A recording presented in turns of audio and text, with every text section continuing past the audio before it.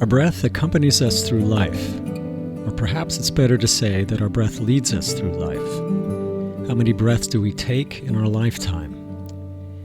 Each breath passes through us like so many uncountable moments of existence, with each precisely marking the present moment. Each unique breath rising, having its moment, and quietly passing away.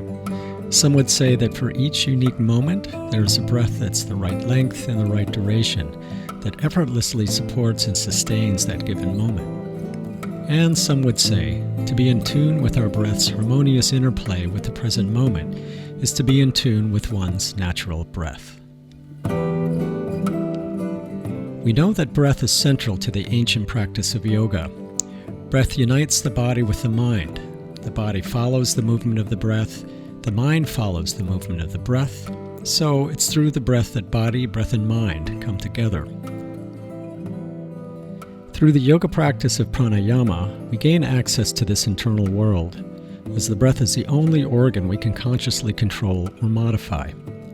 Thus, with pranayama, we have various ways to control and channel the movement of our breathing. But before we begin practicing pranayama, what is the nature of our unmanipulated breath, our natural breath? Let's look at the basic mechanisms of breathing to see what might constitute something we could call natural breath. The basic muscles for breathing are the diaphragm, the most important muscle for breathing as it's attached directly to the lower lung field. Via the lowering of the diaphragm, the lungs are stretched and pulled out, which creates a vacuum in the lungs and as a result draws air into the lungs.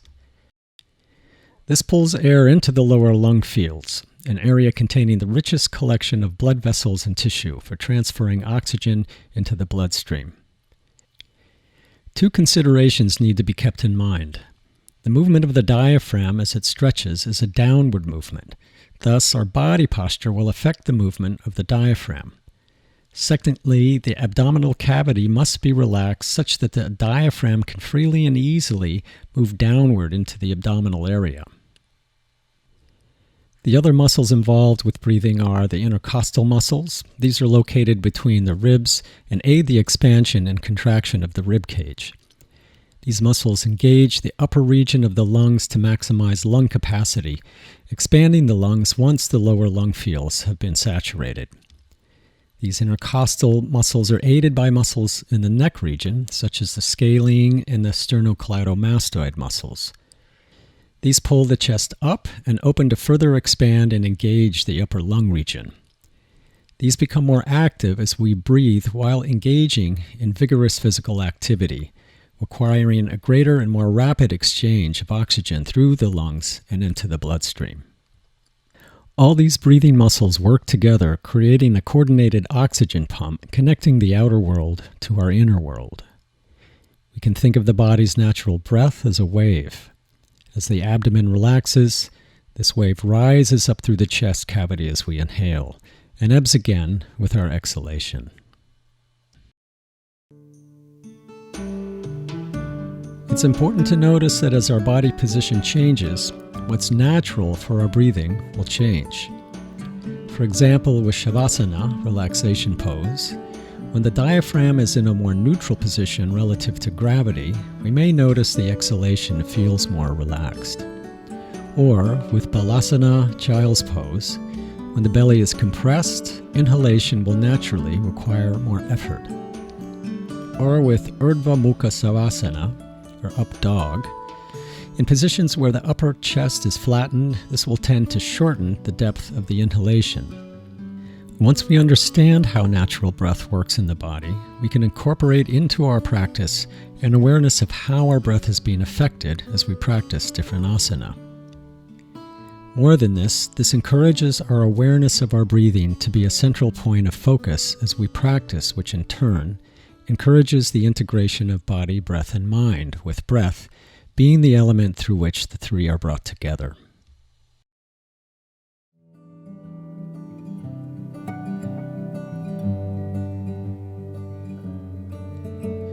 Why is understanding natural breath important? Over time, the stresses of life move us away from our connection with natural breathing. This affects us all in different ways. For example, our breathing may become shallow, or our breath might be cut short by the constriction of the upper chest, or perhaps we may experience a choppy sensation in our breathing caused by tension in the diaphragm. Stress can color the way we feel about life and our sense of safety in the world. This can, as we know, result in a myriad of physical and psychological health disorders that further dampen our sense of well-being. If we understand how natural breathing works and are aware of our breath, we can make adjustments that enables us to keep the breath relaxed and at ease, which in turn can help both our body and mind feel more at ease as well. And, as a result, help maintain a better and more sustained relationship to our health and our sense of well-being. This is why cultivating our awareness of our breath in asana is so important. In asana practice, we can observe and come to understand the way our breath naturally modifies and adapts as we move from posture to posture. It's here, in asana, that we can learn to work with the breath to cultivate steady, relaxed breathing.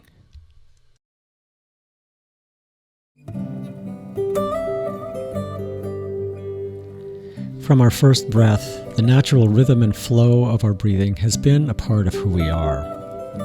The pressures of life over time interrupt both our body's natural way of breathing and, as well, our awareness and connection of the rhythm of natural breath. One might argue that this is one of the great gifts yoga offers us, rediscovering and reconnecting with the gift of our natural breath. As we make natural breathing a part of our asana practice, we can bring that relationship with us into our daily lives and make natural breath once again a natural part of our life.